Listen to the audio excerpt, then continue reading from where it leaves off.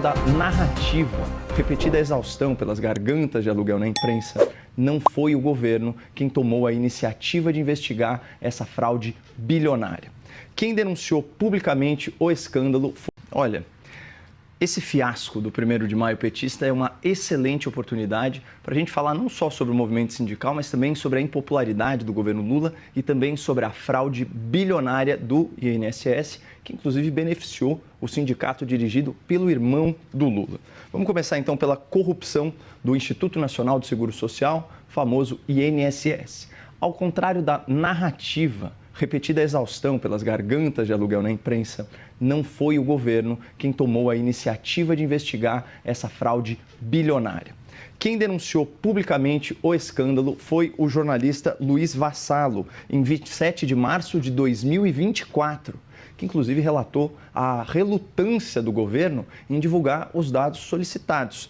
Segundo ele, o aumento injustificável do faturamento dessas associações, desses sindicatos, foi constatado pela Lei de Acesso à Informação, dados que o INSS, de início, se recusou a fornecer. Foram meses de recusa e de recursos. Bom, tem mais. Logo depois da publicação da denúncia no site Metrópolis, a Controladoria Geral da União enviou a seguinte mensagem ao jornalista, aspas, a partir da sua reportagem, abrimos uma investigação preliminar. Mas, pessoal, isso foi no começo de abril do ano passado.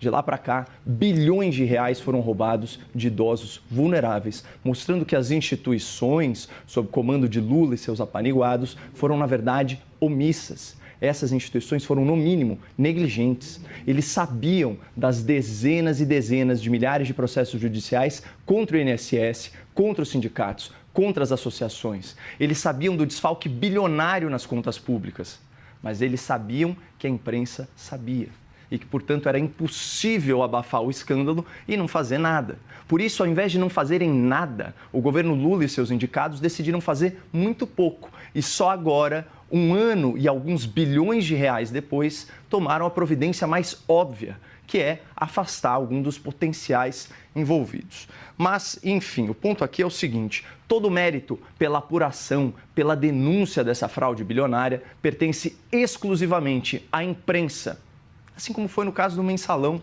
o primeiro de tantos escândalos de corrupção do lulopetismo. Agora, imaginem que decadente seria a participação presencial do Lula nesse 1º de maio. Um presidente com vasta experiência em escândalos de corrupção, que lidera um governo com menos de 30% de aprovação e que tem medo de afastar o seu ministro da Previdência, falando aí para uma plateia de sindicatos, de associações que potencialmente acabaram de roubar bilhões de reais de idosos vulneráveis. É óbvio que o Lula regou, porque o Lula é politicamente covarde. Ele terceiriza suas responsabilidades políticas, suas responsabilidades econômicas, suas responsabilidades penais, inclusive.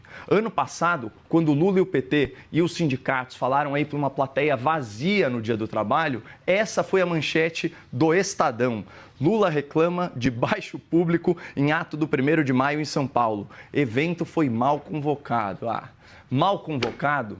Será que a militância não sabia que dia 1º de maio é dia de vestir vermelho e comer mortadela? Hein? Claro que sabia. Todo trabalhador sabe que tem festa sindical no 1º de maio e todo trabalhador faz questão de não ir, porque quem trabalha não se sente mais representado pelo PT, pela CUT, pelo peleguismo em geral. Houve um despertar político na sociedade brasileira produtiva. O trabalhador agora sabe que quem explora a sua força de trabalho não é o patrão, o capitalista malvadão. Quem explora o trabalhador brasileiro é o Estado, que, em média, fica com 40% da sua renda na forma de impostos e taxas. Ou seja, o trabalhador esclarecido sabe que ele trabalha até o dia 29 de maio só para pagar um governo atolado em corrupção, em privilégio e em esbanjamento. E alguém acha, em sã consciência, que esse trabalhador, no seu feriado de 1º de maio, vai querer prestigiar um governo que acabou de assaltar os aposentados e aplaudir o Lula, estrela da Lava Jato, aplaudir o ministro da Fazenda, conhecido como Tachad, aplaudir a primeira-dama, apelidada de Esbanja? O melhor mesmo para o Lula, Basília, é botar a culpa nos companheiros do sindicato e faltar à sua própria festa esvaziada.